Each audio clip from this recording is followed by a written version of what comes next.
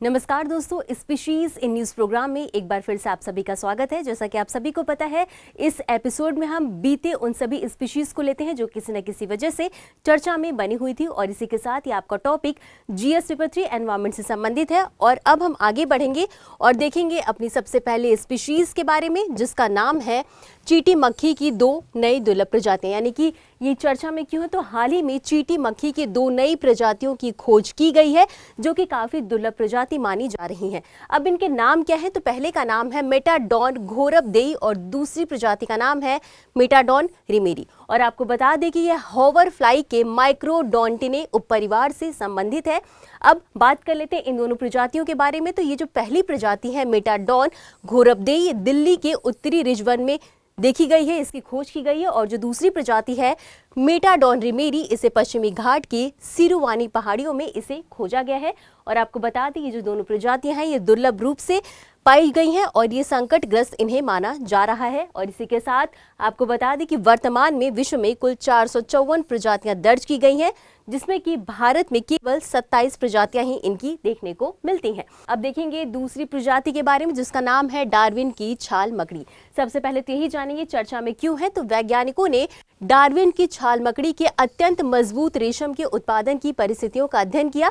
यानी कि चर्चा में इसी वजह से क्योंकि वैज्ञानिकों ने ये जो प्रजाति है मकड़ी की, ये जो है वो अपने अत्यंत मजबूत रेशम के उत्पादन के लिए जानी जाती है, और इसी के अध्ययन करने के लिए ये जो है चर्चा में बनी हुई है। अब वैज्ञानिक नाम समझ लेते हैं। तो इसका वैज्ञानिक नाम है केरोस्ट्रिस डार्वनी, और ये सबसे बड़े और मजबूत जाले बनाने के लिए प्रसिद्ध है, जैसा कि हमने आपको बताया। अब परिवार से संबंधित की बात करें तो ये अरानेइडे परिवार से संबंधित है और इनकी खोज हुई थी 2001 में, लेकिन औपचारिक रूप से इनका वर्णन हुआ था 2009 में। निवास स्थान की बात कर लेते हैं कि ये किन क्षेत्रों में आपको देखने को मिलेंगी। तो ये अक्सर नदी के किनारे, जंगल और आर्द्र भूमि में इनके जाले देखने को मिलेंगे। इनकी उपस्थिति वहां पर देखने को मिलेगी। अब मुख्य विशेषताओं की बात कर लेते हैं।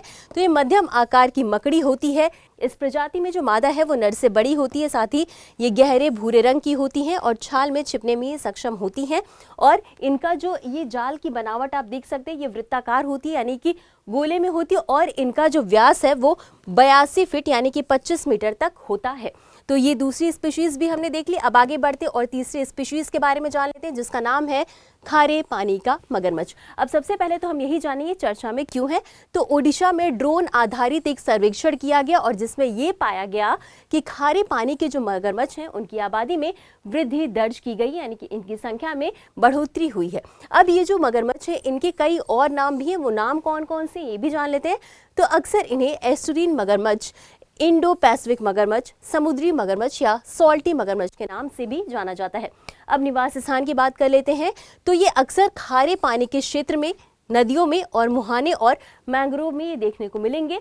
वितरण की बात कर लेते हैं, यानी कि ये किन किन राज्यों में, किन किन देशों में पाए जाते हैं। तो ये अक्सर भारत के पूर्वी तट, दक्षिण पूर्व एशिया, उत्तरी ऑस्ट्रेलिया और माइक्रोनेशिया में इनका वितरण देखने को मिलता है। साथ ही अगर भारत की बात करें तो ये भारत में मुख्य रूप से ओडिशा, पश्चिम बंगाल, अंडमान और निकोबार में मिलेंगे। अब IUCN रेड लिस्ट में इनकी स्थिति की बात कर लेते हैं। तो IUCN में कम चिंताजनक यानी लीस्ट कंसर्न श्रेणी में इन्हें रखा गया है। अब आपको बताना है कि इनके लिए क्या कोई सरकार के द्वारा पहल चलाई जा रही है। अगर चलाई जा रही है तो आप उनका नाम जो है वो कमेंट बॉक्स में जरूर बताएंगे। और इसी के साथ हम आगे बढ़ेंगे और देखेंगे अपनी अगली स्पीशीज को, जिसका नाम है भारतीय बाइसन। सबसे पहले तो हम यही जानेंगे कि ये चर्चा में क्यों है।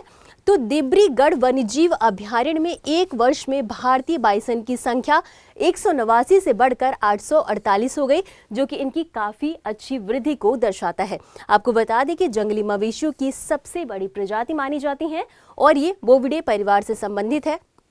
वितरण की बात कर लेते हैं। तो ये दक्षिण और दक्षिण पूर्व एशिया में पाए जाते हैं। पारिस्थितिक महत्व की बात कर लेते हैं। तो ये जिन क्षेत्र में पाए जाते हैं, जिन जंगलों में पाए जाते हैं, वहाँ का पारिस्थितिक संतुलन बना रहता है। ये पारिस्थितिक संतुलन बनाने में सहायक होते हैं। साथ ही साथ ये बाघों के लिए एक महत्वपूर्ण शिकार प्रजाति भी हैं। अब जो इंपॉर्टेंट बात, इनकी संरक्षण स्थिति की बात कर लेते हैं।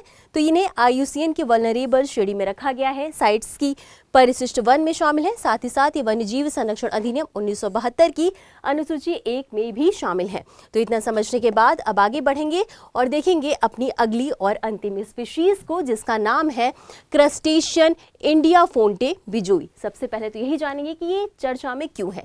तो लक्षद्वीप के कवरत्ती लैगून में एक नए सूक्ष्म क्रस्टेशियन इंडियाफोंटे बिजोई की खोज की गई है। और वंश की बात कर लेते हैं तो ये इंडियाफोंटे वंश से संबंधित है, साथ ही साथ कोपेपोडा वर्ग से संबंधित है। और परिवार की बात करें तो ये लाओफोंटिडे परिवार से संबंधित है। निवास स्थान की बात कर लेते हैं कि ये कहाँ पाई जाती हैं, तो ये अक्सर जलीय वातावरण में तलछट के किनारे पाई जाती हैं, तलछट में पाई जाती हैं।